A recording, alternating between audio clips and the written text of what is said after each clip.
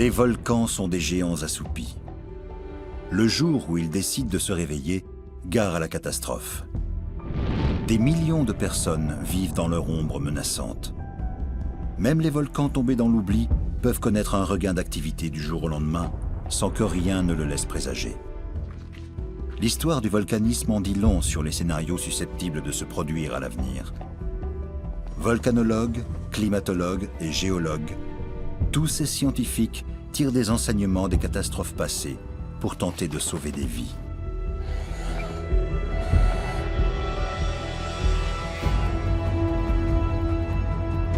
Ils sont un peu comme la Belle et la Bête. Comment mieux comprendre les deux visages de ces géants assoupis? Ces événements ne sont pas toujours prévisibles. Et ils font des victimes.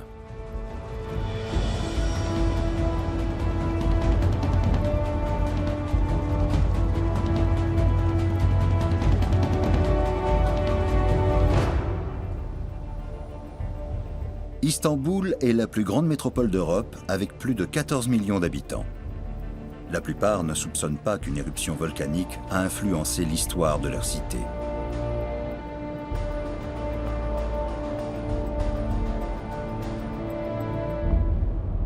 Son histoire révèle le funeste destin qui menace bien des villes.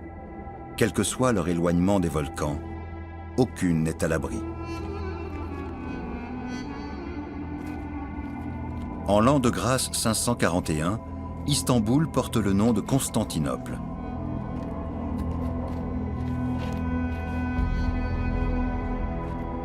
La capitale de l'Empire byzantin est la proie d'une mystérieuse épidémie qui décime la population.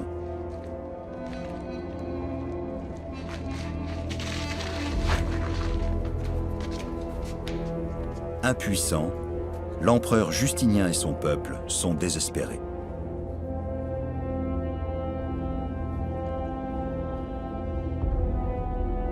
Un ennemi invisible s'est rendu maître de l'Empire.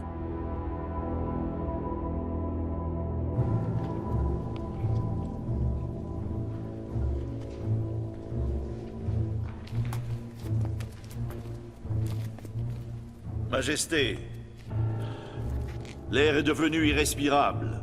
Un fléau s'est abattu sur la ville. Que comptez-vous faire? Celui qui est honnête et droit n'a rien à craindre.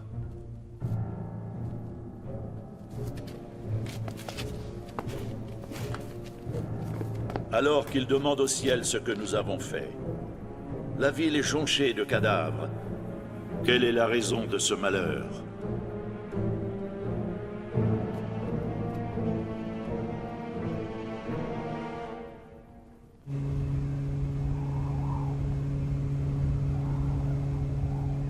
C'est peut-être à plus de 3000 km au nord de l'actuel Istanbul qu'il faut chercher la réponse.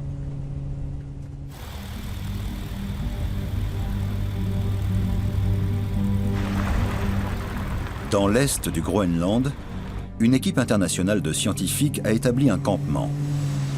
Le but de leur expédition, étudier le climat du passé. Johannes Freytag de l'Institut polaire Alfred Wegener espère que la glace du Groenland livrera les secrets des changements climatiques passés. Il cherche à mettre en évidence des variations soudaines du climat.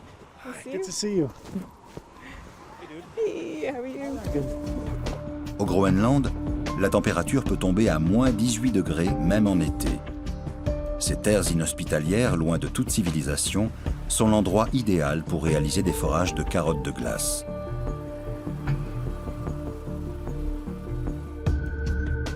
Ici, la couche de glace est particulièrement fine. Sur seulement 500 mètres de profondeur, sont concentrés quelques 100 000 ans de l'histoire du climat.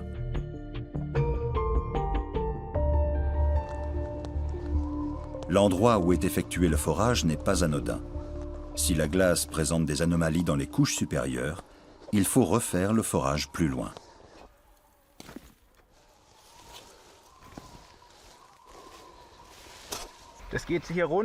Ça descend jusqu'à cette couche. Ici, on voit bien la délimitation entre l'eau de fonte de l'été dernier, qui a gelé à nouveau, et au-dessous, la masse de glace plus ancienne. Les fines couches de glace sont comparables aux anneaux annuels de croissance des arbres. Il faut veiller à ne pas les abîmer lors du forage. Plus le forage progresse, plus les scientifiques remontent le temps. Mais le travail doit être régulièrement interrompu pour éviter que le carottier s'échauffe et qu'il fasse fondre la glace.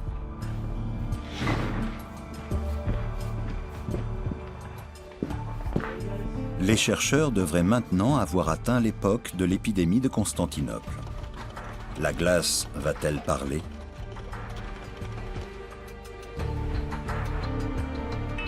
Vas-y.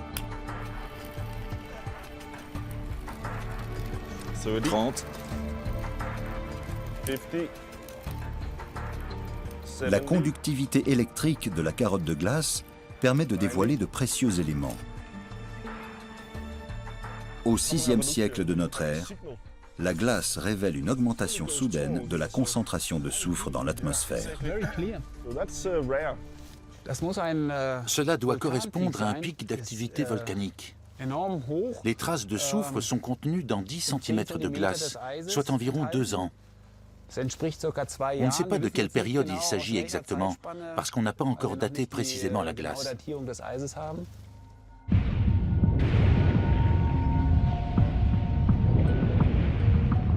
L'épidémie de Constantinople pourrait-elle avoir un lien avec une éruption volcanique?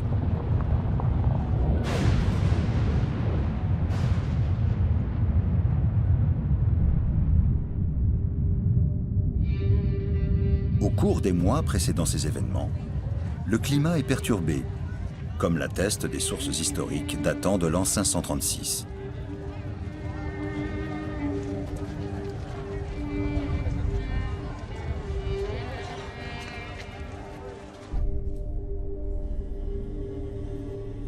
Depuis des mois, le soleil est blême, été comme hiver.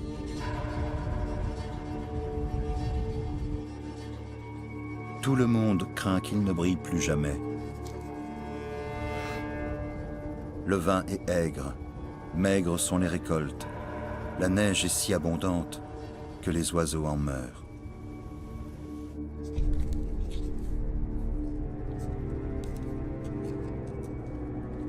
C'est comme si l'enfer était remonté des entrailles de la terre.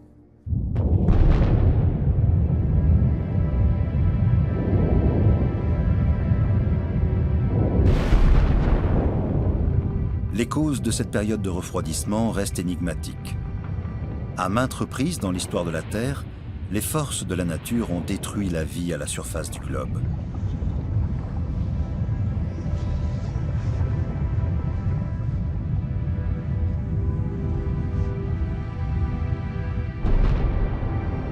Les volcans n'éjectent pas seulement des cendres dans l'atmosphère, mais aussi des gaz sulfureux. Lors d'éruptions violentes, le nuage de fumée soufrée peut s'élever à plusieurs kilomètres de haut.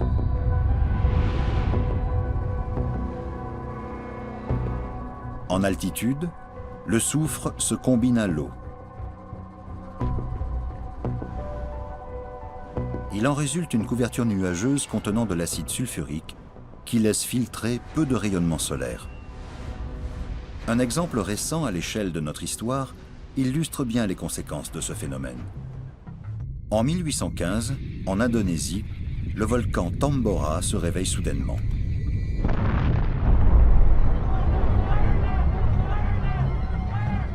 Pendant les 3 heures que dure l'éruption, le Tambora crache une pluie de cendres suivie de nuées ardentes qui provoquent la mort de près de 10 000 personnes, auxquelles viendront s'ajouter les mois suivants de très nombreuses victimes du nuage émis par le volcan. Les récits de l'éruption spectaculaire du Tambora parviennent jusqu'en Europe. Et porté par les courants atmosphériques, le nuage de soufre ne tarde pas à atteindre notre continent. Sous l'action du soufre, le ciel se teinte de rouge sang, offrant de magnifiques couchers de soleil qui seront immortalisés notamment par le peintre William Turner. Cette beauté est aussi le signe avant-coureur d'une catastrophe imminente. Les mois suivant l'éruption, une vague de froid s'abat sur l'Europe. Les intempéries ravagent les récoltes, provoquant la plus grande famine du XIXe siècle. il est difficile d'évaluer le nombre de victimes provoquées par le nuage de soufre. À l'échelle mondiale, le volcan a sans doute fait 10 fois plus de victimes qu'en Indonésie. Beaucoup de personnes sont contraintes de quitter leur pays. À Bremerhaven, à l'Institut polaire Alfred Wegener, les échantillons de glace du Groenland vont être analysés.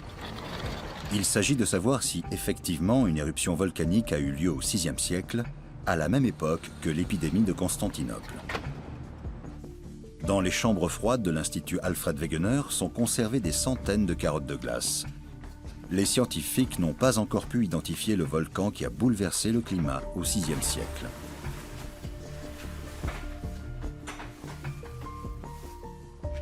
On reconstitue le climat du passé à l'échelle mondiale. C'est comme un puzzle. Pour cela, on a des carottes de glace provenant notamment du Groenland et de l'Antarctique.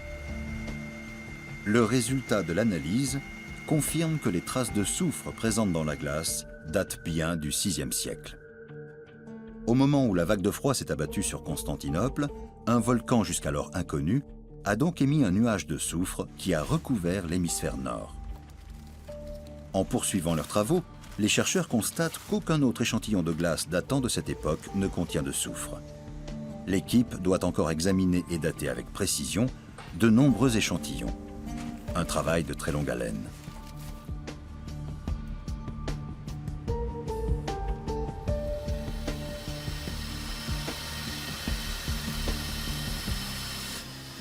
La carotte provenant du Groenland est analysée une nouvelle fois. Millimètre par millimètre, le scanner rend visible chaque strate de glace. Un nouvel indice apparaît. À quelques années d'intervalle, 2 éruptions volcaniques ont modifié le climat. Or, l'épidémie de Constantinople est survenue après la 2e éruption. Cette dernière a laissé des traces au pôle Nord et au pôle Sud. En toute logique, le volcan à l'origine de l'éruption devrait donc se trouver à mi-chemin, à proximité de l'équateur. Au Salvador, s'élève la silhouette de l'Ilopango, un volcan jusqu'alors peu remarqué. Les traces de sa dernière éruption ont été recouvertes depuis longtemps par la forêt tropicale.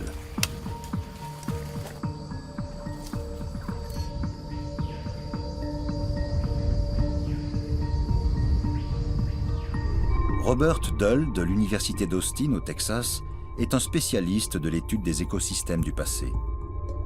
Convaincu que l'Ilopango a provoqué le bouleversement climatique du VIe siècle, il veut étayer sa théorie. Voici un aperçu de la zone qui a volé en éclats lors de l'éruption.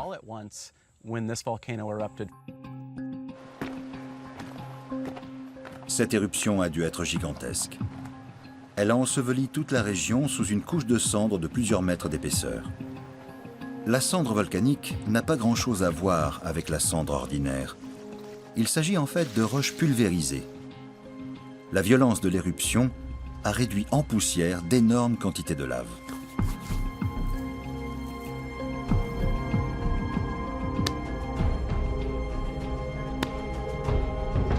Il s'agit d'une éruption explosive qui s'est produite instantanément à l'échelle géologique, quelques jours tout au plus, mais avec un volume phénoménal de matériaux éjectés d'un seul coup. Robert Dull s'efforce de reconstituer précisément l'éruption. En décryptant les indices géologiques, il constate qu'il ne s'agit pas de la première éruption. Il découvre des traces de cendres plus anciennes autour du lac Ilopango.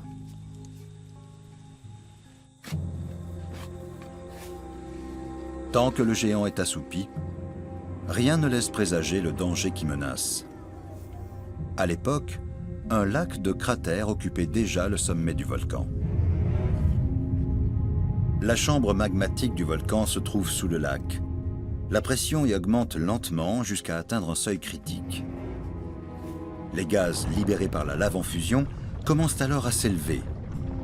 De la vapeur d'eau produite par la chaleur de la chambre magmatique forme une nappe de brouillard au-dessus du volcan. Soudain, le couvercle de la chambre saute comme un bouchon de champagne.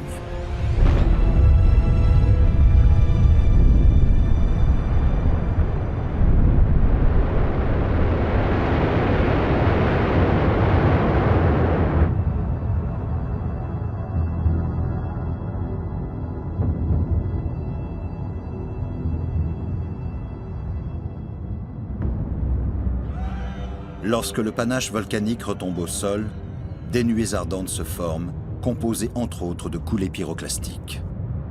Ce mélange de cendres et de roches, qui peut atteindre la température de 700 degrés, balaie tout sur son passage.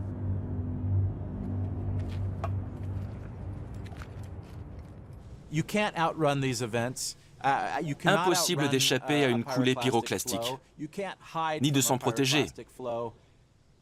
C'est la mort assurée.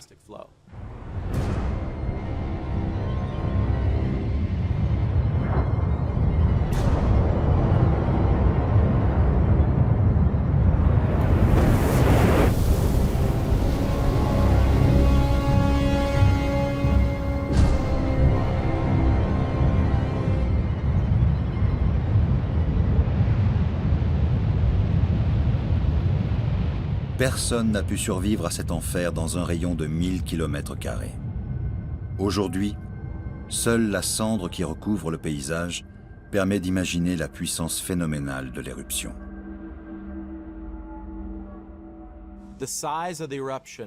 L'importance de l'éruption se mesure à l'épaisseur de la cendre dispersée aux alentours. Plus on en trouve loin du cratère, plus on a de points de mesure, ce qui permet d'évaluer avec plus de précision l'ampleur du phénomène. Pour aller à la recherche des grands volcans, les études sur Terre ne suffisent pas. À bord du navire Météore, une équipe du centre de recherche océanographique allemand Geomar explore les fonds marins au large du Cap-Vert. Les chercheurs pensent avoir localisé un jeune volcan juste sous le navire.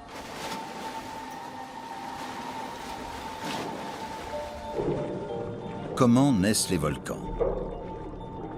Ils apparaissent à l'endroit où le magma se ferait un chemin à travers la fine croûte terrestre. Si leur surface donne une impression de calme, ce n'est qu'une apparence. Les scientifiques utilisent un véhicule ROV, grâce auquel ils espèrent recevoir les premières images d'un environnement jusque-là inexploré. Le véhicule sous-marin téléguidé descend dans les profondeurs à la vitesse de 60 cm par seconde. Le voyage jusqu'au fond de l'océan Atlantique va durer près de 2 heures.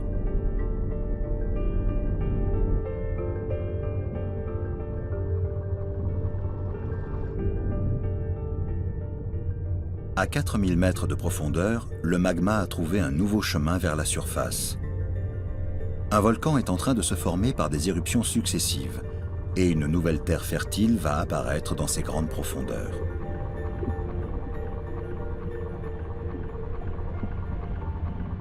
Pour mieux appréhender l'échelle temporelle de l'influence volcanique sur la vie terrestre, les scientifiques du Météore recherchent d'autres indices. À l'aide d'une foreuse, ils prélèvent au fond de l'océan des échantillons de sédiments qu'ils remontent ensuite à bord. Les carottes de forage contiennent toutes les particules qui proviennent de la surface des océans et se sont déposées au fond, y compris la cendre volcanique. Le géologue Stephen Kuterolf recueille des échantillons de cette cendre partout dans le monde afin de déterminer la fréquence des grandes éruptions volcaniques. Si on trouve dans un échantillon 10 couches de cendre, on va analyser la manière dont la cendre s'est dispersée. Seule cette analyse permet de faire d'autres estimations. Par exemple, le volume de matière éjectée lors d'une éruption. L'analyse de la cendre présente un avantage essentiel. À la différence du soufre, un type de cendre est associé à un volcan en particulier. C'est un peu comme une empreinte digitale. Chaque volcan expulse un type de cendre unique à chaque éruption. Au centre Geomar sont conservés des échantillons provenant du monde entier. Stephen Kuterolf va pouvoir comparer la cendre recueillie au fond de l'océan aux échantillons témoins. Il analyse plusieurs sédiments prélevés sur le fond du Pacifique, au large des côtes d'Amérique centrale. La nature des cristaux contenus dans la cendre lui donne une idée de l'endroit d'où provient cette dernière. Apparemment, les matières minérales sont semblables à celles recueillies lors de la dernière grande éruption de l'île Opango.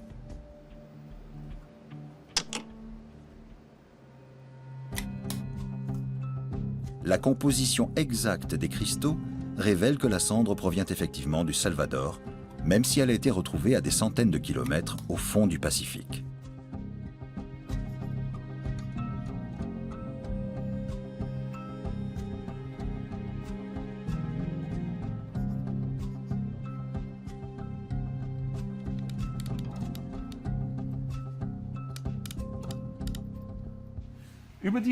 On a établi avec certitude une corrélation entre les échantillons de cendres prélevés au fond de l'océan et l'éruption de l'îlot Pango.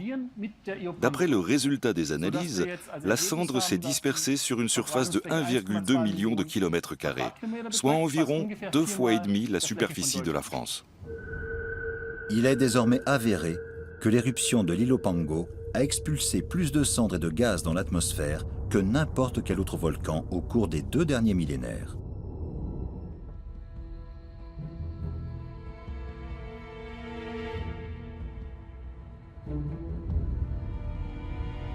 Au Salvador, la végétation a repris ses droits depuis longtemps. Quant à la date de l'éruption de l'îlot Pango, elle demeure incertaine.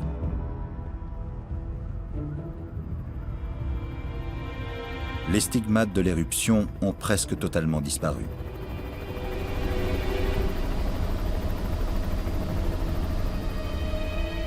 Au point que l'on peut se demander si les traces de soufre trouvées dans les échantillons de glace proviennent vraiment de l'îlot Pango.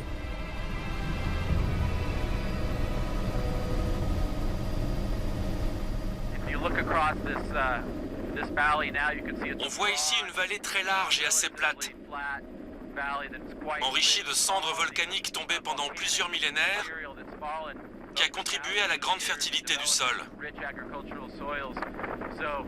On comprend ce qui a attiré les populations dans cette région.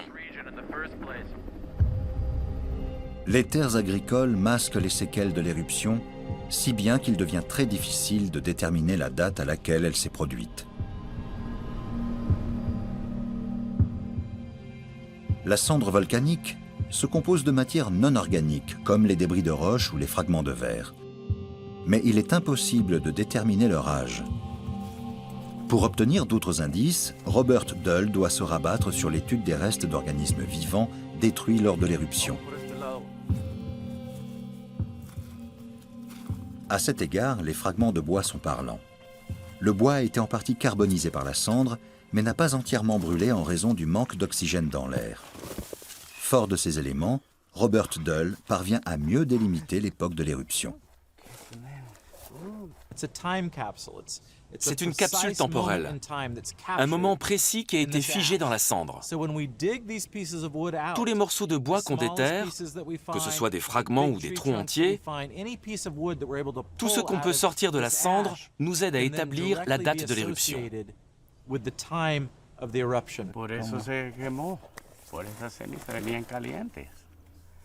Robert Dull et ses collègues savent apprécier ces découvertes. Le bois calciné est composé de substances chimiques qui se désagrègent année après année. L'analyse de ces substances en laboratoire permet de déterminer la date de la mort de l'arbre.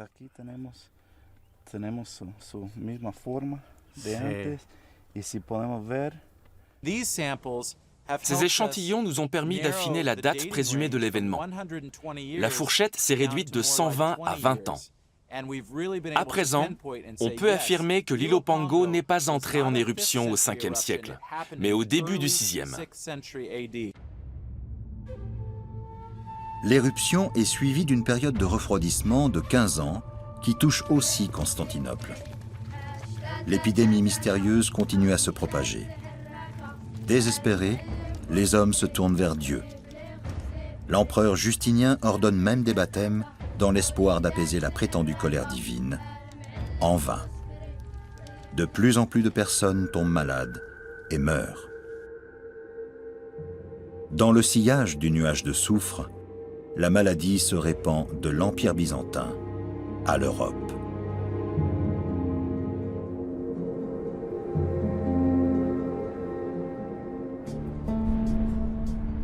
Nous retrouvons sa trace à Munich. À Aschheim, un des faubourgs de la ville, un grand nombre d'habitants étaient morts soudainement, si bien qu'il avait fallu enterrer les corps dans des fosses communes. Ici aussi, le temps a presque entièrement effacé les traces de l'éruption. Seules les dents des victimes pourraient en receler.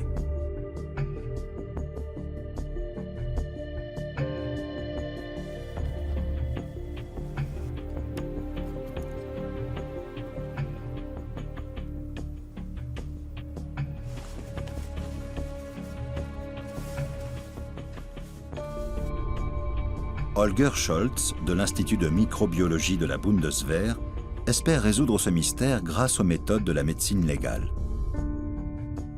Pour protéger les prélèvements des impuretés, il faut revêtir une combinaison. Il suffirait qu'une seule squame entre en contact avec les échantillons pour contaminer les dernières traces d'ADN.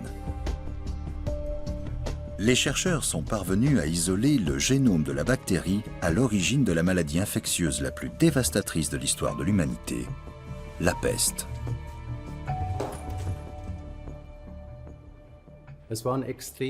À l'époque, il y avait de grandes famines. Les gens n'avaient plus de quoi se nourrir. De plus, les rongeurs, qui ont largement contribué à la propagation de la peste, s'étaient rabattus sur les villes où ils trouvaient encore de quoi manger.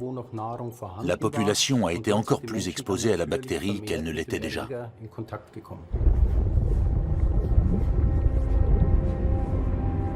La bactérie de la peste vit dans le sang des rongeurs, et la puce en est le vecteur de transmission à l'homme. En changeant d'hôte, elle transmet la bactérie.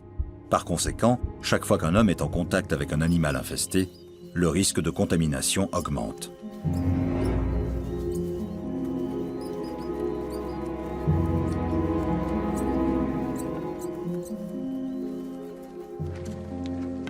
Tandis que l'Ilopango perturbe le climat, à l'autre bout du monde, c'est la famine dans la population qui est contaminée par la peste.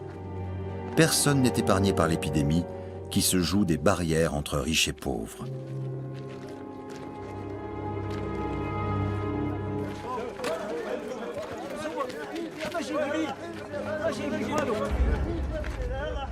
Un vent de panique s'empare de la population et l'empereur ne parvient plus à maintenir l'ordre public.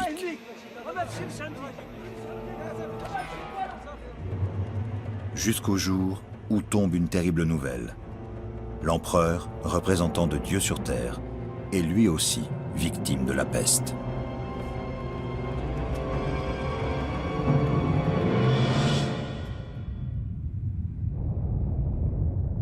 À l'échelle d'une vie humaine, rares sont les éruptions volcaniques qui déclenchent un bouleversement climatique, au point qu'on en oublie le risque qu'elles représentent.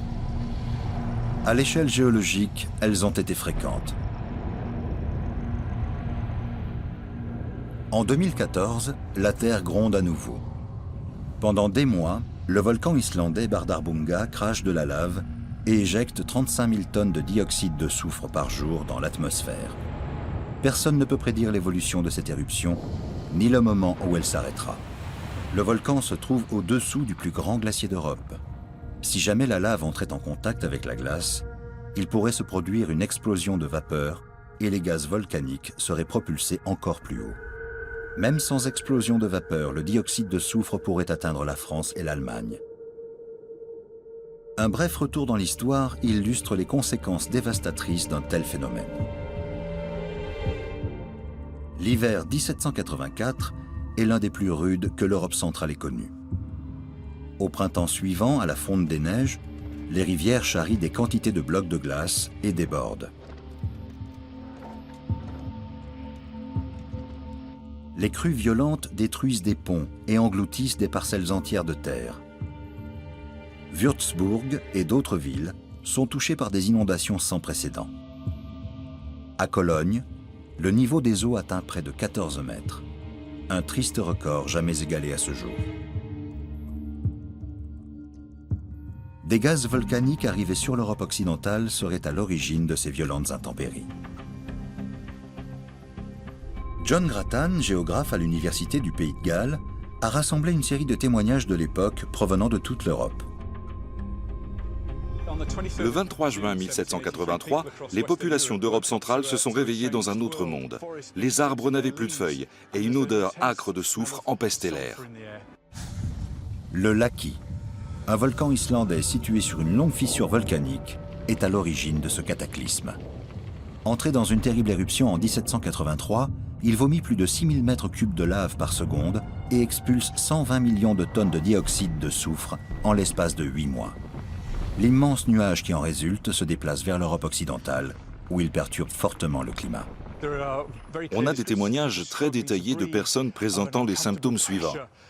Difficultés respiratoires, sensation d'oppression, tachycardie, Fièvre, terrible diarrhée et pustules sanglantes. Selon certaines théories, l'éruption du Laki aurait joué un rôle dans le déclenchement de la Révolution française. Depuis, le Laki s'est rendormi. Imaginons un instant qu'il s'éveille à nouveau. Avec le niveau de pollution que nous connaissons aujourd'hui, les gaz volcaniques auraient un effet encore plus dévastateur. On estime qu'une telle éruption provoquerait 140 000 décès supplémentaires par an.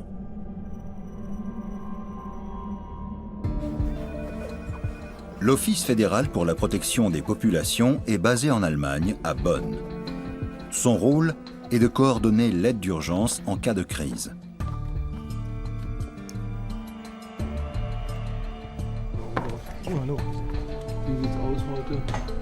Christoph Unger est à la tête de cet organisme. Avec son équipe, il met au point des stratégies pour faire face à toutes sortes de situations critiques. Mais sommes-nous prêts à affronter les dangers des éruptions volcaniques et leurs conséquences? Pour l'heure, si de la poussière et des gaz volcaniques touchaient l'Allemagne, nous n'y serions pas préparés. Les conséquences d'un hiver volcanique sont comparables aux événements météorologiques extrêmes. Une vague de froid pourrait avoir des effets désastreux, comme cela a été le cas en 2005 en Allemagne, dans la région de Münster. Une violente tempête de neige a fait tomber des pylônes et provoqué des coupures d'électricité. 250 000 personnes se sont ainsi retrouvées dans le noir complet, dont certaines pendant plusieurs jours. Cet événement n'a toutefois pas eu de conséquences fatales. Imaginons maintenant un scénario où l'Allemagne entière subirait une panne générale d'électricité. Le pays tout entier serait alors précipité dans le chaos. Il n'y aurait plus de radio ni de télévision, plus d'ordinateurs, plus d'argent liquide, on ne pourrait plus rien acheter. Les stations-service ont besoin d'électricité pour distribuer de l'essence. Les systèmes de sécurité ne fonctionneraient plus. Tous les domaines de l'activité humaine seraient touchés. Au cours de ces dernières années, l'Allemagne a subi des vagues de froid et des inondations dévastatrices. Ces événements restent toutefois mineurs comparés à ceux qui ont suivi l'éruption du Laki au XVIIIe siècle. Sachant que le risque d'épidémie serait beaucoup plus important à l'heure actuelle, que se passerait-il si un tel cataclysme survenait aujourd'hui et si 30% de la population était contaminée? Il y aurait des problèmes de pénurie, car les chaînes d'approvisionnement seraient rompues. Cela poserait problème aussi dans le domaine de la sécurité des installations sensibles. Sans oublier la question de la vaccination. Qui serait vacciné et quand? Qui bénéficierait des maigres stocks de vaccins disponibles? Une épidémie à grande échelle aurait donc de graves conséquences dans tous les domaines de la société. Il en va de même au VIe siècle, lorsque la peste s'abat sur Constantinople. Les gens ignorent l'origine de ce fléau, ce qui ne fait qu'accroître leur peur. Ils sont dépassés par les conséquences de l'épidémie qui sème la mort, plonge la ville dans la panique et désorganise toute la société. L'équilibre de la civilisation byzantine vacille.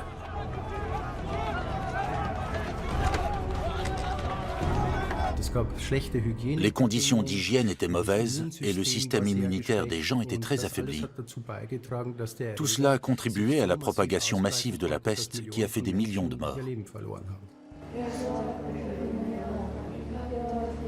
Les conséquences dramatiques ne s'arrêtent pas là.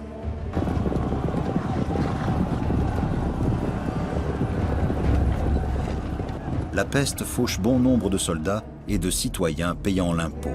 La confiance dans le pouvoir de l'État est sérieusement ébranlée.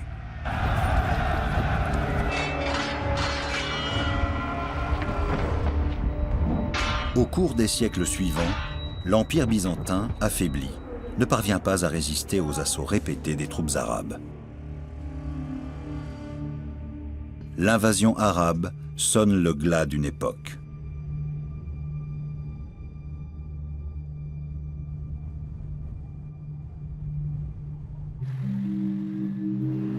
Depuis le règne de l'empereur Justinien, la population mondiale a augmenté et atteint aujourd'hui plus de 7 milliards d'individus. Plus de la moitié vivent dans les villes et dépendent des transports, du commerce et des communications. Si une super éruption se produisait, Serait-il possible de protéger toutes ces populations? À travers le monde, on compte 1500 volcans en activité, mais seule une centaine d'entre eux font l'objet d'une surveillance permanente par des observatoires spécialisés. Malgré ces mesures actives, une éruption reste toujours imprévisible.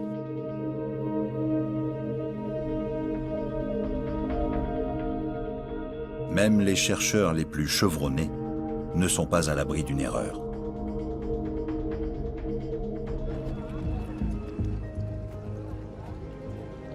En 1993, une équipe scientifique internationale est en mission au sommet du Galeras, un volcan situé en Colombie. L'ambiance est décontractée et personne ne semble s'inquiéter à la vue d'un banc de brouillard qui bouche la vue sur le cratère.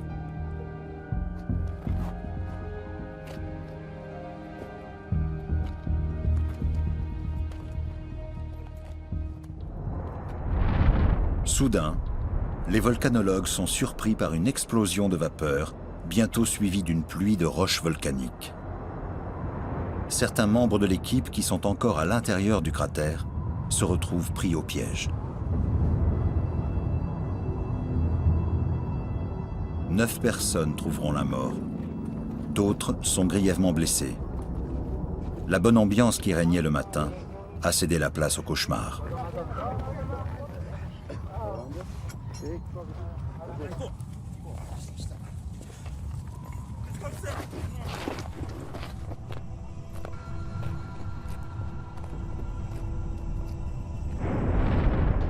Le Galeras se réveille à nouveau.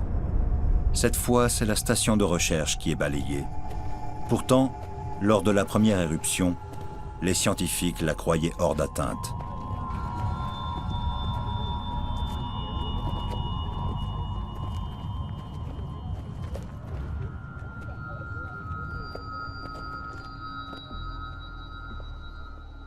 On peut avoir tous les instruments possibles et imaginables pour mesurer les séismes légers ou les élévations du sol, qui sont les signes avant-coureurs d'une éruption, mais on ne peut pas toujours prévoir ces événements. Même lorsque les scientifiques savent qu'une éruption est imminente, peuvent-ils prévoir la manière dont elle va se dérouler? En 1980, le mont Saint-Helens annonce son réveil par une série de légers séismes. Ce volcan se trouve sur la côte ouest des États-Unis, à proximité des grandes villes de Portland et Seattle. Richard Waite, qui travaille pour le Bureau d'enquête géologique des États-Unis, a vécu l'éruption du mont Saint-Helens. Comme beaucoup d'autres, il pensait savoir ce qui allait se passer. Fin mars, tout le monde parlait des bosses sur les flancs du volcan. Les déformations s'amplifiaient et les pentes sont si raides qu'on craignait un glissement de terrain. On s'attendait à une série de petits glissements annonciateurs de l'éruption et on pensait que la population aurait le temps de se mettre à l'abri. L'éruption fait les grands titres des médias et attire de plus en plus de curieux.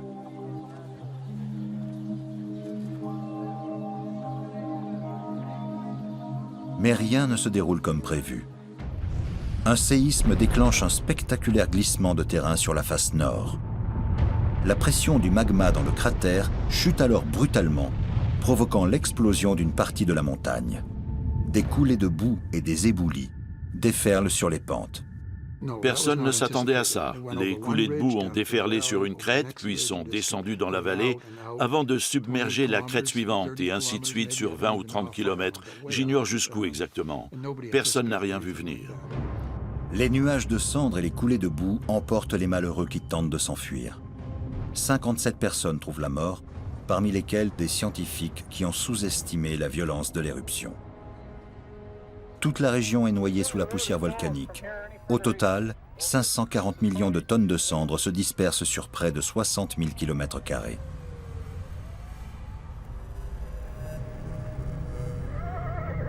Il faut plusieurs semaines pour réaliser l'ampleur de la catastrophe. La montagne, amputée de son flanc nord, laisse apparaître un immense cratère béant. La zone est dévastée sur plus de 600 km². En comparaison, l'éruption de l'Ilopango au VIe siècle a été 10 fois plus puissante. Si une éruption similaire à celle de l'Ilopango se produisait près d'une ville de 2 ou 3 millions d'habitants, la technologie actuelle permettrait-elle de mettre tout le monde en sécurité? 67 métropoles se trouvent à proximité de volcans actifs. En comptabilisant toutes les victimes potentielles, on arrive à plus de 116 millions, sans compter les victimes indirectes touchées par les perturbations climatiques. Partout dans le monde, des scientifiques travaillent à la prévision du risque volcanique. La géologue Angela Diefenbach a mis au point un procédé révolutionnaire qui permet une meilleure prévision du déroulement de ces phénomènes. Elle a élaboré sa méthode sur un site qui illustre bien le caractère imprévisible du danger, le mont Saint-Helens. Angela Diefenbach, qui travaille pour le Bureau d'enquête géologique des États-Unis, propose de surveiller le volcan depuis les airs. Cette méthode simple et flexible a aussi l'avantage d'être à la portée des pays en voie de développement, où se trouvent de nombreux volcans sans surveillance régulière. On peut se servir d'un appareil photo compact ou d'un smartphone. Il faut qu'il soit équipé d'une bonne optique. Un appareil GoPro ne serait pas adapté à ce genre de prise de vue, car il déforme beaucoup trop l'image, et donc le sujet.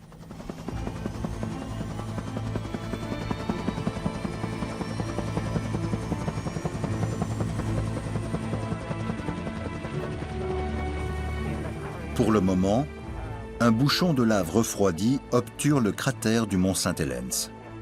Ce dôme de lave est dangereux, car la pression du magma s'accumule au-dessous. Toute altération de la surface pourrait signaler l'imminence d'une nouvelle éruption.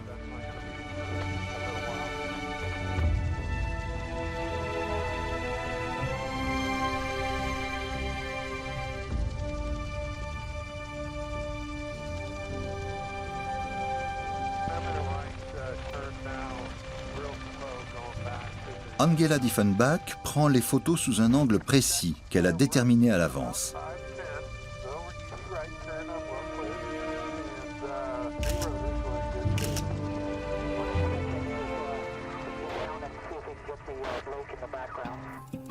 L'idée est très pertinente. À partir de ces seuls clichés, un logiciel effectue une modélisation en 3D du volcan. La moindre évolution est visible en comparant ces photos avec les données recueillies lors des vols précédents.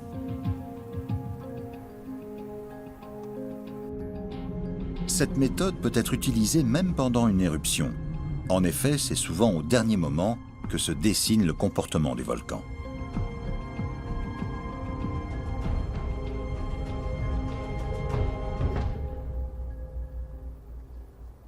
Ce nouveau dôme de lave est apparemment moins dangereux, car son éruption a été très lente et il avait déjà refroidi au moment où elle s'est produite.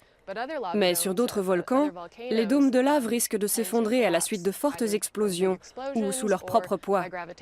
Et cet effondrement provoque des coulées pyroclastiques extrêmement dangereuses. Le mont Saint-Helens est un volcan sous haute surveillance. Mais dans d'autres régions du monde, de nombreux volcans restent difficiles d'accès.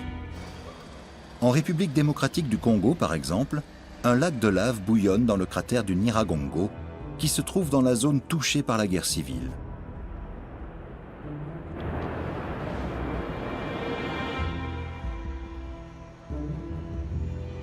En Papouasie-Nouvelle-Guinée, le Tavourvour, situé dans une zone faiblement peuplée, émet un nuage de soufre qui peut atteindre n'importe quelle région du monde.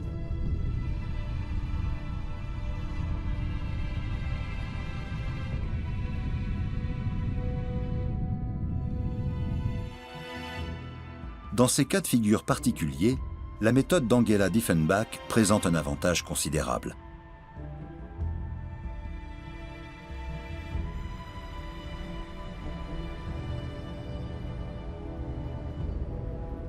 Les scientifiques peuvent alerter la population, mais en aucun cas, ils ne peuvent empêcher une éruption. Dans les grandes villes où la technologie est omniprésente, les populations ont le sentiment de vivre en sécurité. Mais l'histoire leur a déjà donné tort.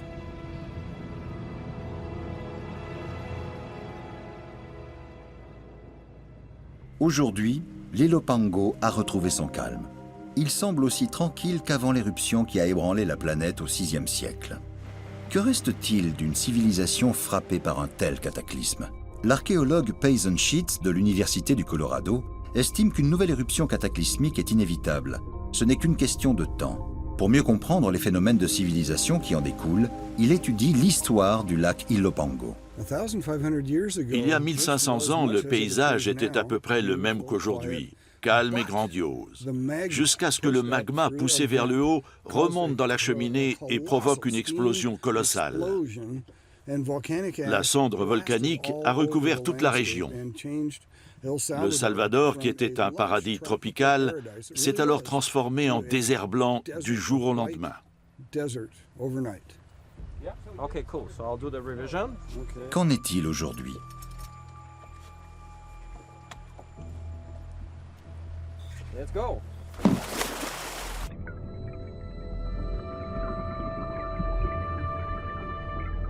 Le cratère de l'Ilopango plonge à pic à une profondeur de 230 mètres. Il pourrait contenir 2,5 fois la Statue de la Liberté, socle compris. Des sources chaudes affleurent sur ses parois escarpées. Preuve que le magma continue de s'accumuler dans le cratère.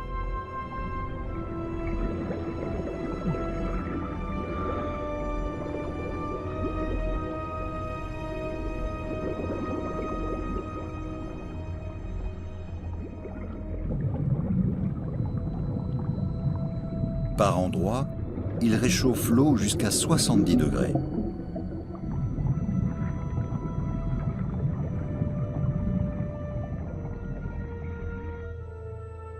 Quelles seraient les conséquences d'une nouvelle éruption de l'Ilopango?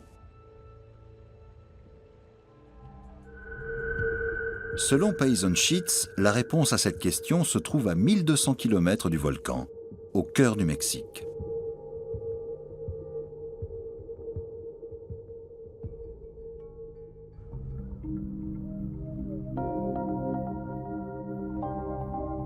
Sur ce site, une civilisation précolombienne a vécu l'éruption de l'Ilopango. La cité perchée sur le haut plateau mexicain porte le nom de Teotihuacan, littéralement le lieu où les hommes deviennent des dieux.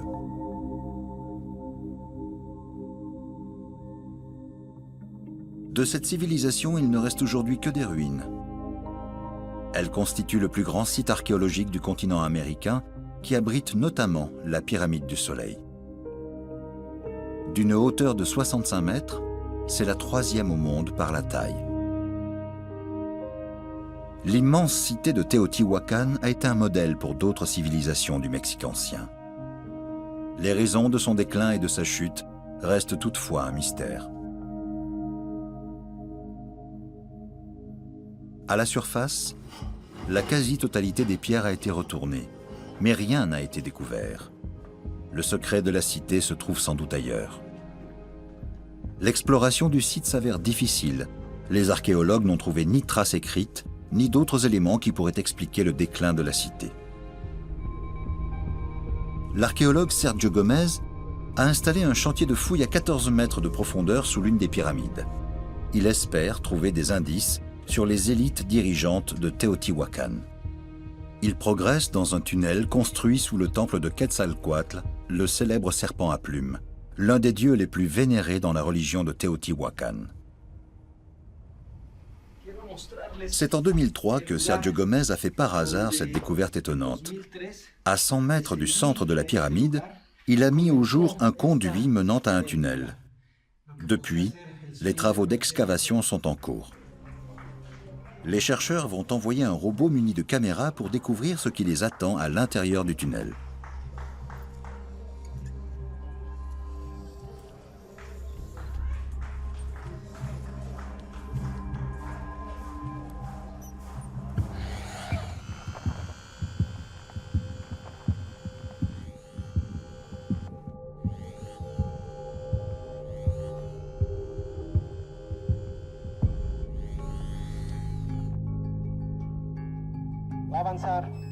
Les habitants ont creusé la galerie, puis ils l'ont rebouchée avec des tonnes de terre et de gravats.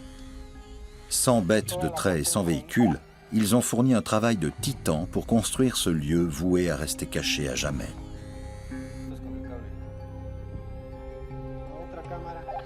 Après plusieurs tentatives, le robot parvient à se faufiler dans le premier tronçon du tunnel.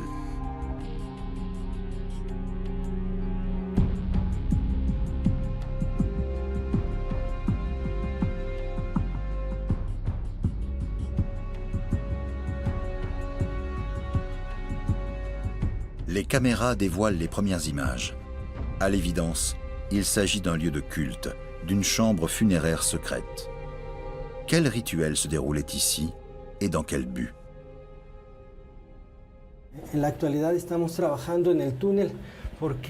À l'heure actuelle, nous faisons des fouilles dans le tunnel pour en savoir plus sur le système de gouvernement qui existait à l'époque préhispanique. Selon une de mes hypothèses, nous devrions trouver ici la tombe ou la dépouille de personnes associées au gouvernement ou au système politique de Teotihuacan.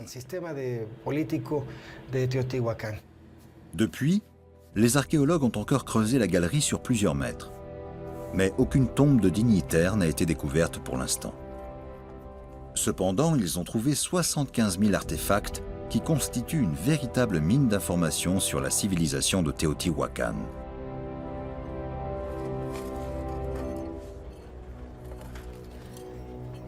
Coquillages des Caraïbes, statues, masques, récipients d'offrandes et sculptures, dont les ornements témoignent d'un savoir-faire remarquable.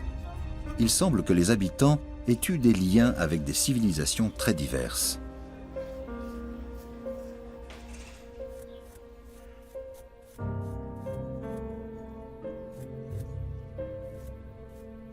Rares sont les objets qui avaient une fonction utilitaire. Les trouvailles les plus singulières sont des couteaux rituels en verre, ainsi qu'un fragment de peau humaine.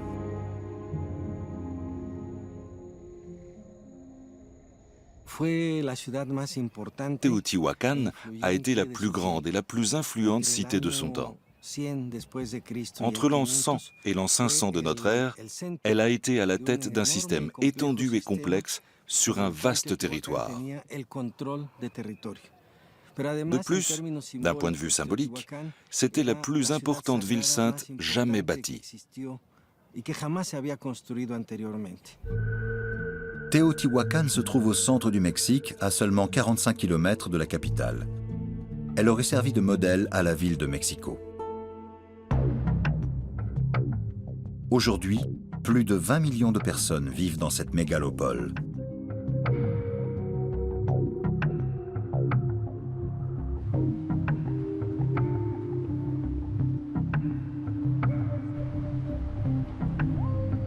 Les symboles modernes du pouvoir y sont visibles. La ville moderne, Mexico, et la ville ancienne, Teotihuacan, s'étendent toutes les deux à l'ombre du Popocatépetl.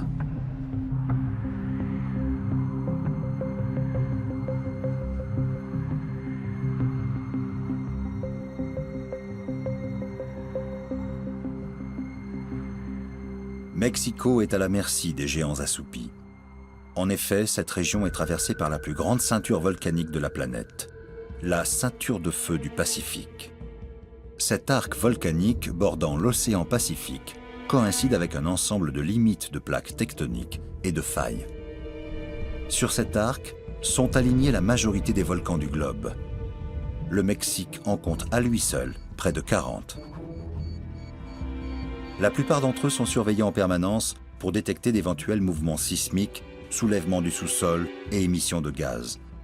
Un de ces géants, le Popocatépetl, connaît une phase de réveil depuis les années 90. Pour l'instant, un dôme de lave obture sa cheminée. Au moindre signe d'activité, les instruments de surveillance déclencheraient l'alarme.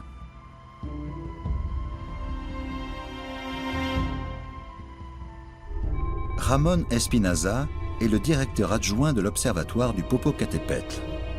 Avec son équipe, il tente de prévoir les éruptions du volcan. Le dôme de lave qui bouge la cheminée empêche la sortie des gaz et la libération de l'énergie. Donc, l'énergie s'accumule jusqu'au jour où il y en aura suffisamment pour provoquer une explosion et faire voler en éclats le dôme.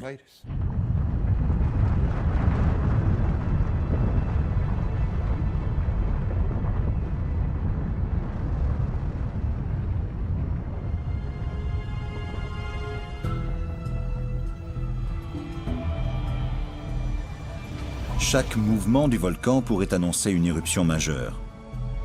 C'est ce qui est arrivé en 2000. Alors qu'il dormait tranquillement depuis quelques années, il devient soudain menaçant. Les habitants des villages alentours sont évacués, de gré ou de force, jusqu'à ce que le géant retombe dans un profond sommeil.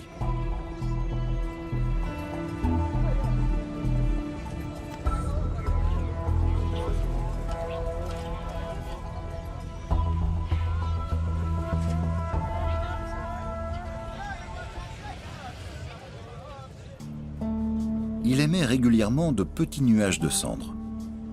Beaucoup d'habitants, las de ces alertes à répétition, se refusent à quitter leur domicile à la moindre alerte.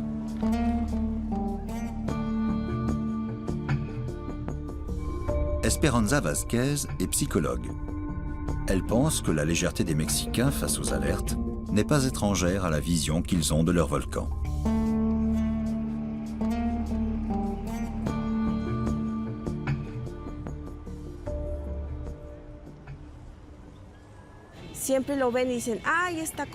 Les gens le contemplent et disent « là, il est content » ou « tiens, il tousse ».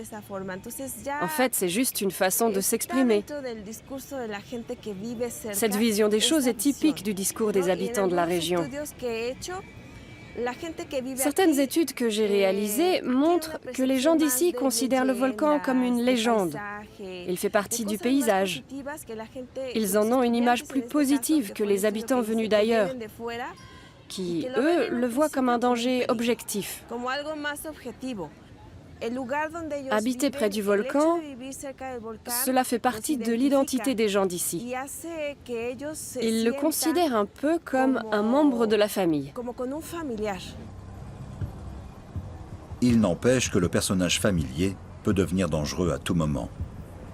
La psychologue informe les enfants et leur indique les consignes à suivre. Il faut couvrir l'eau, fermer le gaz et éteindre les appareils électriques. Il faut mettre un masque sur la bouche et des lunettes pour que la cendre ne fasse pas mal aux yeux. Je pense que c'est mieux que le volcan soit actif. Un volcan inactif peut se réveiller n'importe quand et on n'est pas vraiment préparé. S'il est actif, au moins on sait qu'une éruption peut arriver et on est mieux préparé.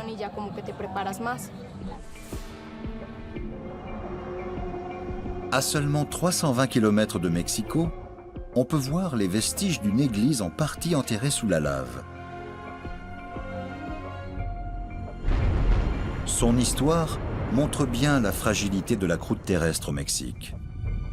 En 1943, au beau milieu d'un champ de maïs, le sol se soulève et se fissure brusquement. Stupéfaits, les habitants assistent en direct à la naissance d'un nouveau volcan qui atteint 50 mètres en 2 jours au fil des éruptions. Un an plus tard, il mesurera 336 mètres.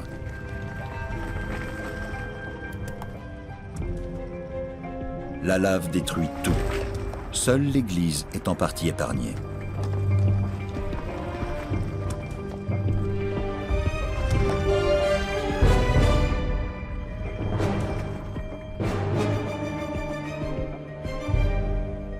Dix ans plus tard, après une interminable éruption, le volcan se tait enfin. Dans l'histoire du Mexique, il arrive souvent que la terre se fissure brusquement en crachant du feu. C'est ce qui s'est passé notamment au IVe siècle avec le volcan Chitlé. Une seule éruption a suffi pour que se forme son cratère.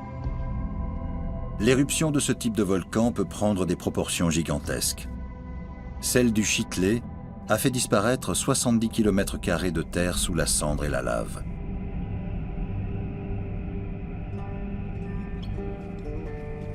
La cité de Cuicuilco est entièrement détruite par le feu.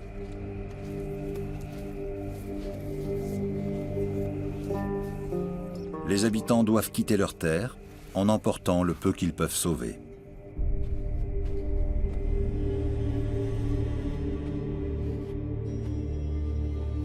Seule la pyramide résiste à la destruction.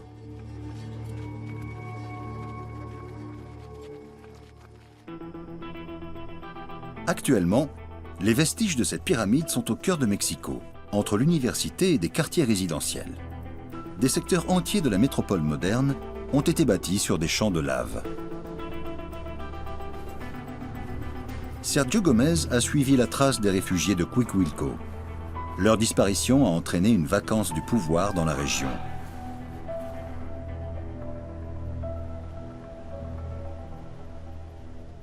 Il est frappant de constater qu'ils ont tous fui en direction de Teotihuacan.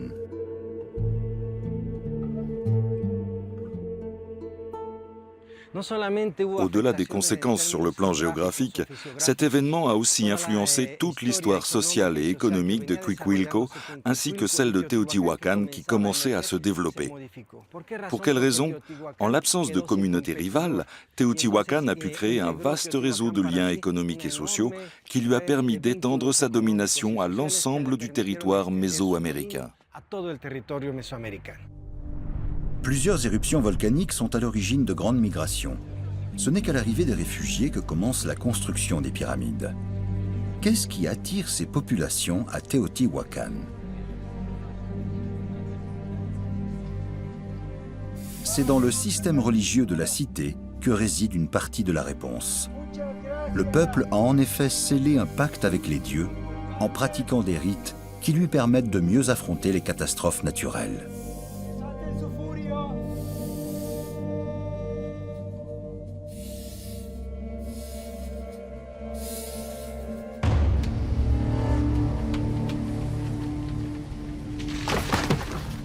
Les prêtres n'hésitent pas à pratiquer des sacrifices humains.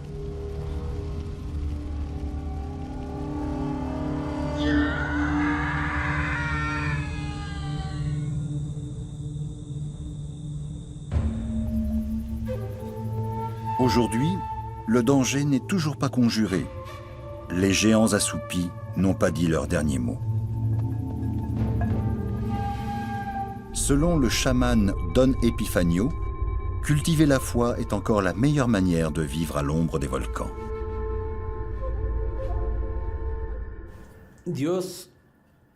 Pour commencer, nous nous en remettons toujours à Dieu. Le volcan est le lieu idéal pour demander ce dont nous avons besoin. C'est le lieu où l'Esprit de Dieu descend sur terre. Là, nous demandons tout ce qu'il nous faut. Au-delà du danger, le volcan incarne aussi la vie. Il en a toujours été ainsi.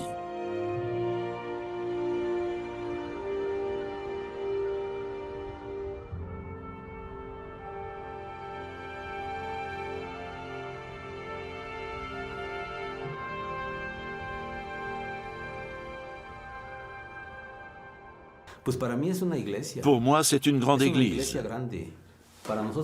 Pour nous, les Mexicains, le visage de Dieu est une église à l'intérieur de laquelle tout le monde ne peut pas voir. Je vous le dis car moi, je l'ai vu en rêve. C'est à cet endroit que l'Esprit de Dieu descend sur terre. Nous montons là-haut pour demander la nourriture dont nous avons besoin. Dans les villages proches du Popocatépetl, la vie semble avoir suivi un cours immuable.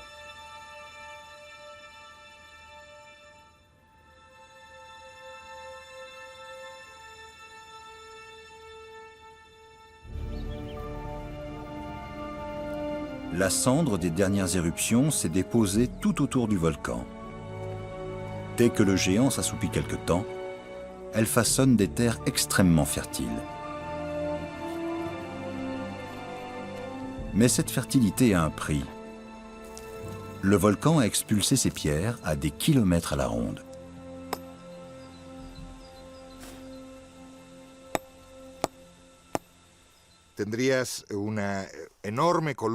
S'il y avait une grande éruption plinienne, il se formerait une immense colonne de cendres qui pourrait atteindre la stratosphère à 15-20 km d'altitude.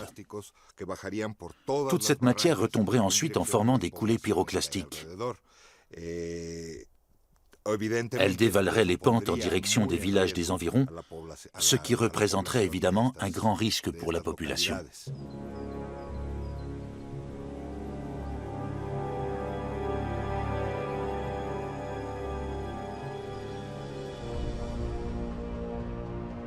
Les coulées pyroclastiques comptent parmi les phénomènes volcaniques les plus dangereux et aussi les plus traîtres, car on ne les détecte pas d'emblée.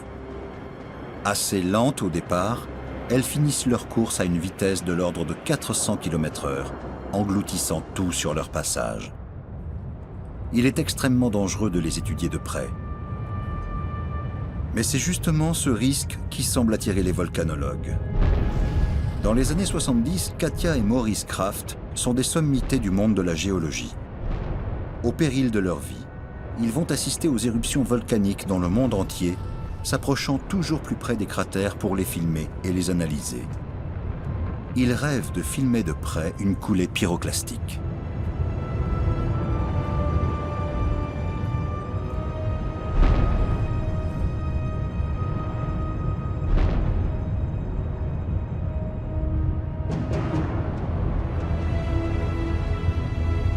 En 1991, le mont Hunzen au Japon montre des signes accrus d'activité.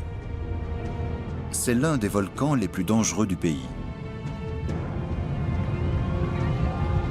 Katia et Maurice Kraft saisissent l'occasion de réaliser leur rêve. Tandis qu'ils commencent à gravir le mont Hunzen, ils disparaissent tragiquement, emportés par une coulée mortelle.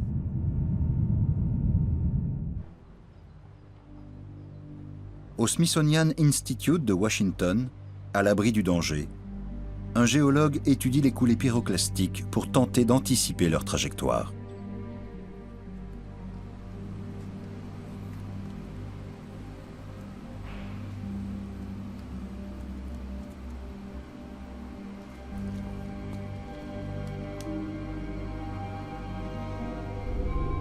Benjamin Andrews a inventé un nouveau procédé permettant d'analyser ces coulées d'une température de l'ordre de 700 degrés sans risquer sa vie pour autant. À cette fin, il utilise notamment un ingrédient surprenant, le talc. C'est de la poudre minérale.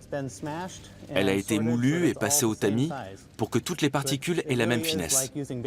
C'est vraiment comme du talc, excepté l'odeur et le conditionnement. On l'achète en sac de 40 kg au lieu de flacons de 800 grammes.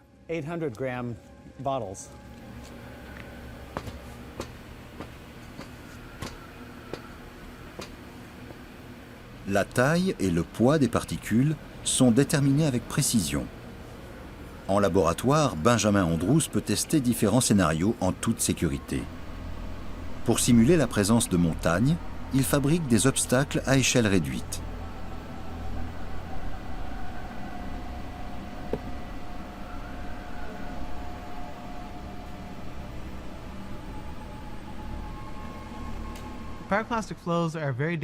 Les coulées sont extrêmement dangereuses car elles se déplacent à très grande vitesse. Elles sont très épaisses et brûlantes. Leur aspect cotonneux est trompeur. Elles sont en fait composées de cendres, de roches et de pierres ponces. Et elles ont la capacité de tout anéantir sur leur passage. La lumière laser rend visible le comportement des coulées. Quand leur température est relativement basse, elles passent aisément au-dessus de l'obstacle.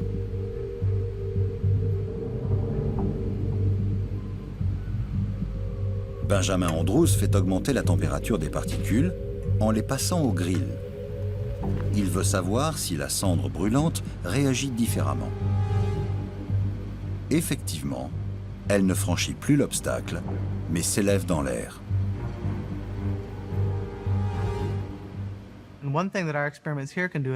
Nos expériences contribuent à élaborer de meilleures cartographies des risques, en s'appuyant sur deux données: la distance que peuvent atteindre les coulées et la manière dont elles interagissent avec la topographie.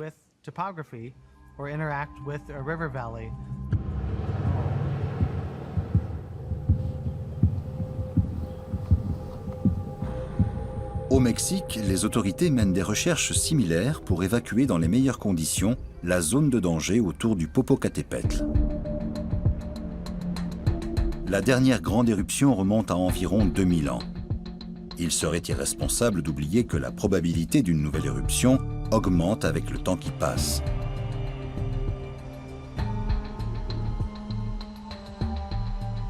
À chaque mouvement de la montagne, la tension monte d'un cran. Si les instruments de mesure déclenchaient l'alarme, 20 millions de personnes se retrouveraient en danger.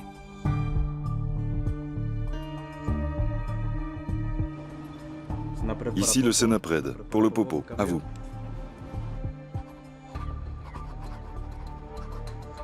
De petites explosions et des séismes légers comme celui-ci pourraient à tout moment annoncer le début d'une éruption importante. Ici le Popo, je vous reçois 5 sur 5, terminé. Les préparatifs en vue d'une situation d'urgence sont méticuleux, mais il serait impossible d'évacuer toute la population de la ville. Une pluie de cendres provoquerait de graves dommages pulmonaires parmi la population, ainsi que d'importants dégâts matériels. Le volcanologue allemand Klaus Ziebe travaille depuis 20 ans à Mexico. Il évalue notamment l'ampleur des retombées d'une grande éruption. Vu la densité de population, la situation de la ville et son infrastructure en piteux état, une pluie de cendres lui serait fatale. Mexico est un cas particulier, car c'est la seule métropole qui ne soit pas implantée au bord d'un fleuve ou de la mer.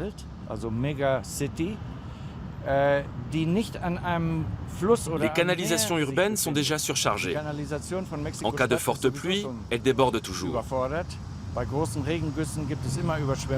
S'il arrivait que les eaux usées inondent la ville, cela entraînerait la propagation d'épidémies et bien d'autres problèmes.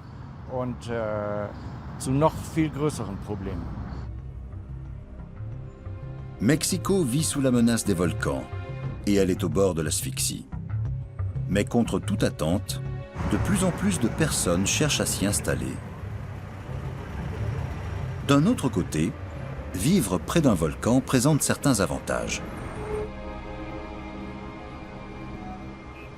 L'ancienne cité de Teotihuacan a d'ailleurs su en tirer parti. Elle est ainsi devenue le berceau d'une grande civilisation. Grâce à la cendre volcanique, la terre est devenue fertile. Mais Teotihuacan n'a rien d'une communauté d'agriculteurs. Qu'est-ce qui rend alors la cité si attractive?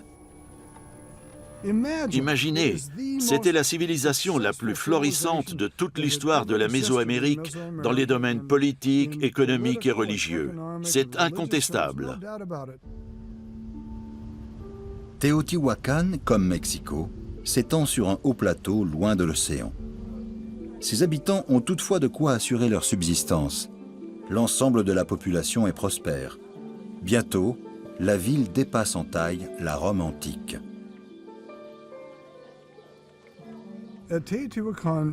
Teotihuacan était une ville de plus de 100 000 habitants, avec des rues bien entretenues, des quartiers résidentiels et des immeubles d'habitation. L'agriculture était productive. Il y avait des routes commerciales qui descendaient jusqu'à l'actuel Guatemala, jusqu'au Belize et au Salvador, et d'autres qui montaient jusqu'au Nouveau-Mexique.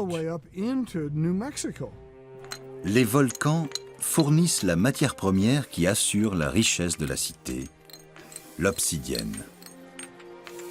De nombreux artisans travaillent cette roche noire et brillante pour en faire des bijoux, des reliques et des outils. Par ailleurs, Teotihuacan vend des armes dans toute l'Amérique centrale.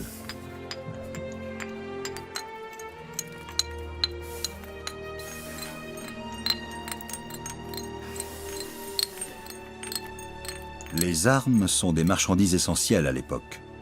Elles constituent une monnaie d'échange pour se procurer aliments, produits cosmétiques et produits de luxe.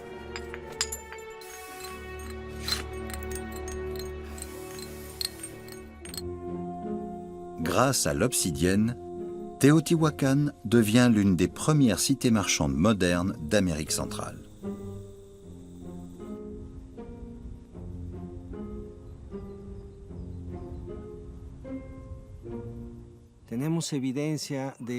Il y a des preuves de la présence et de l'influence de Teotihuacan au Guatemala, au Honduras et même au Salvador. Teotihuacan avait sans aucun doute une forme de contact, de communication avec ces populations.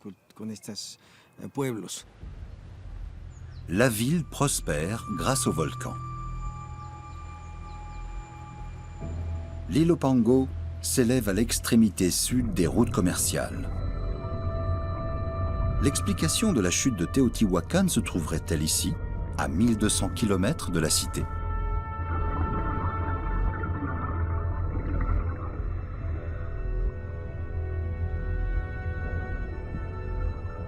Dans cette région, comme à Teotihuacan, les sacrifices humains étaient destinés à apaiser la colère du volcan. Ces statues chrétiennes ont été déposées ici par les générations postérieures en mémoire des victimes. Mais y a-t-il une relation entre l'île Opango et la chute de Teotihuacan?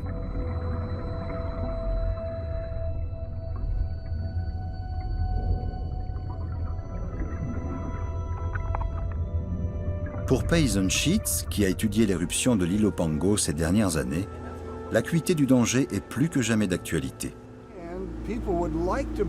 Les gens aimeraient croire qu'il ne se réveillera pas. Désolé. Désolé, mais cet endroit n'est pas idéal pour un investissement à long terme.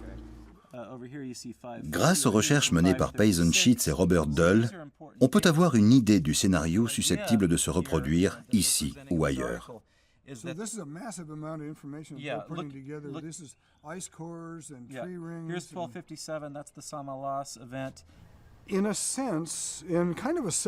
Ça peut paraître un peu égoïste, mais en tant qu'archéologue, j'ai tendance à voir les centaines de sites archéologiques ensevelis sous les cendres de l'île Opango. Ils datent tous de la même période.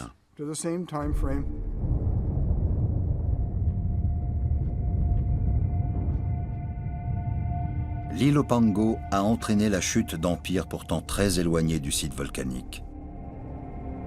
La puissance de ce géant est phénoménale. Lorsqu'il entre en éruption au début du VIe siècle, ces nuages de soufre occultent une partie du rayonnement solaire, du Salvador jusqu'à Constantinople, provoquant un dérèglement climatique pendant des années. De terribles sécheresses s'abattent sur une grande partie de l'Amérique. Le réveil du géant coïncide avec le début du déclin de Teotihuacan. La population a été durement touchée par le bouleversement du climat qui a apporté plus d'une décennie de froid et de sécheresse. À Teotihuacan, ces événements ont ébranlé la confiance dans le système en place.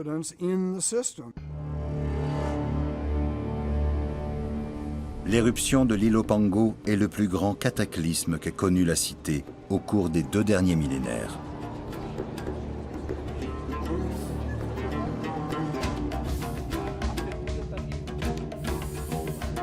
Le pacte avec les dieux et la toute-puissance des prêtres perdurent pendant 500 ans.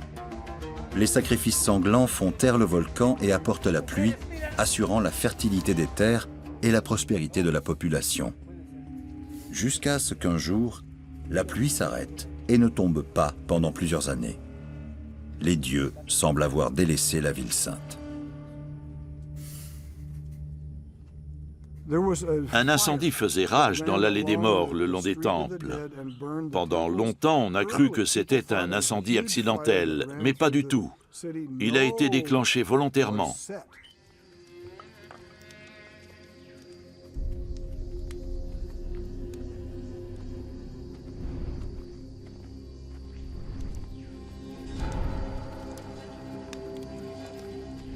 Furieux, les habitants mettent le feu au symbole sacré qui ne les protège plus.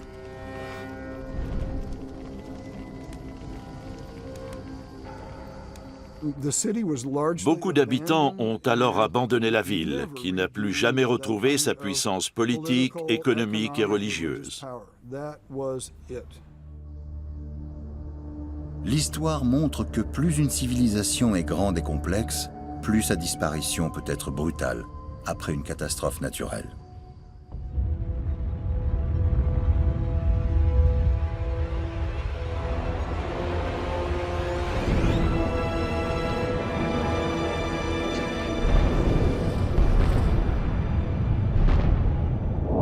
« 1500 ans après l'Ilopango, l'Eyjafjöll, situé en Islande, connaît lui aussi un réveil brutal. Son éruption montre combien nos sociétés modernes restent vulnérables. Le phénomène tant redouté se produit alors. L'interaction entre le magma et la glace provoque un violent choc thermique qui entraîne une explosion de vapeur. L'énergie libérée contribue à fractionner la roche fondue, produisant des particules de cendres très fines qui sont expulsées dans l'atmosphère. Un nuage toxique de cendres et de fluor se répand sur la région. Il faut évacuer quelques 500 personnes. Les agriculteurs islandais sont particulièrement touchés par l'éruption, dont les répercussions se font sentir bien au-delà du pays.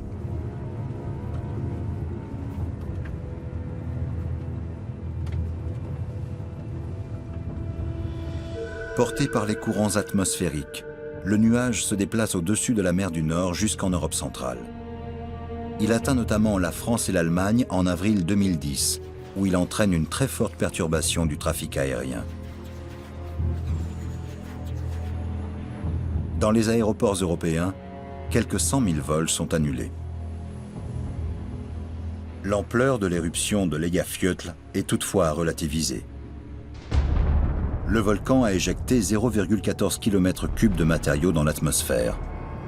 En comparaison, les éruptions du mont Saint-Helens et de l'Ilopango sont respectivement 10 fois et 100 fois supérieures. Quant à l'éruption d'un supervolcan, elle serait 1000 fois plus importante.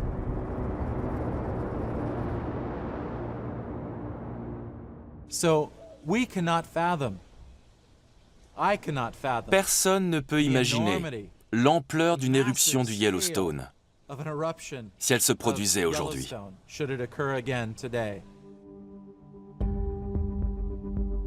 Compte tenu de ses dimensions faramineuses, il n'est pas facile de visualiser le Yellowstone. Ce supervolcan est l'un des plus gigantesques de la planète. Il semble dormir paisiblement, lové dans les montagnes rocheuses du Wyoming.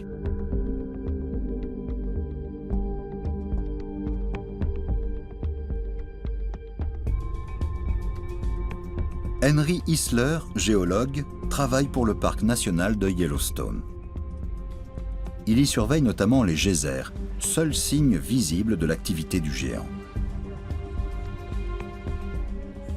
Go ahead and pan it out towards Guardian now. Okay. Les célèbres sources chaudes de Yellowstone attirent chaque année près de 3 millions de visiteurs. Elles sont un peu comme la Belle et la Bête. Certes, elles sont magnifiques, mais elles émettent de la vapeur qui dépasse les 100 degrés. L'environnement est acide, avec un pH 1 ou 2 similaire à l'acide de batterie. Au niveau du sol, il y a des émanations géothermiques toxiques. Comment aménager un parcours sécurisé pour que les visiteurs puissent profiter en toute quiétude de la vue, des sons et des odeurs qu'offre le site géothermique? Les visiteurs ne se rendent pas compte que le continent américain dérive très lentement sur un gigantesque réservoir de magma. Ils admirent le superbe spectacle naturel sans craindre le danger. Pourtant, les quelques 2000 séismes légers et autres soulèvements du sol répertoriés chaque année sont autant de signes de l'activité du géant.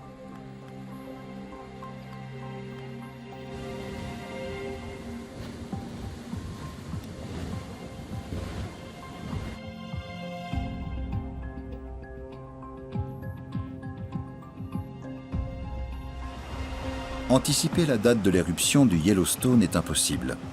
Les scientifiques n'ont d'autre choix que d'observer le volcan.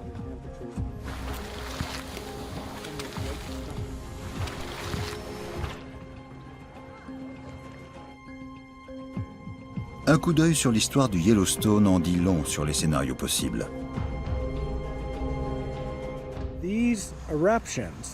Ces éruptions ont expulsé une quantité énorme de matériaux dans l'atmosphère. Il n'y a pas eu de forte explosion. Ça ressemblait plutôt à la cuisson d'une tourte aux pommes. La croûte a gonflé, a formé une bulle qui a fini par éclater, laissant échapper d'un coup la vapeur, puis la croûte est retombée.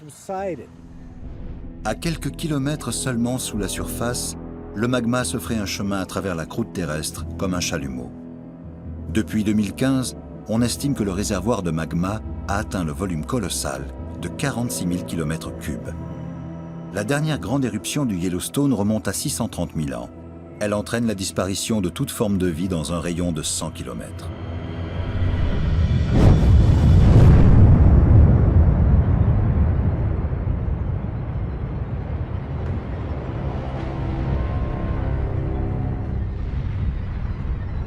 La pluie de cendres qui se propage retombe ensuite dans un rayon de 500 km autour du volcan. Le reste de la planète est plongé dans l'obscurité pendant plus d'une décennie.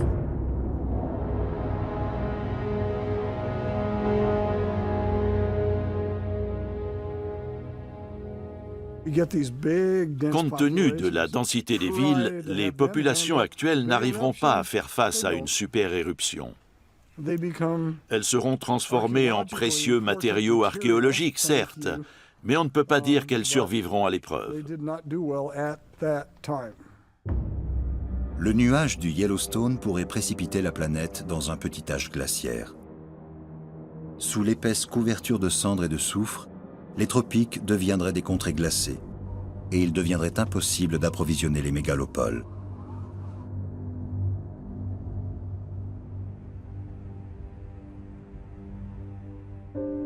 Ces super-éruptions sont extrêmement rares. Elles ne surviennent qu'une à deux fois par période de 100 000 ans. Même l'activité des volcans plus modestes le montre. Nul ne sait quand notre belle planète, pour l'instant assoupie, se réveillera pour de bon.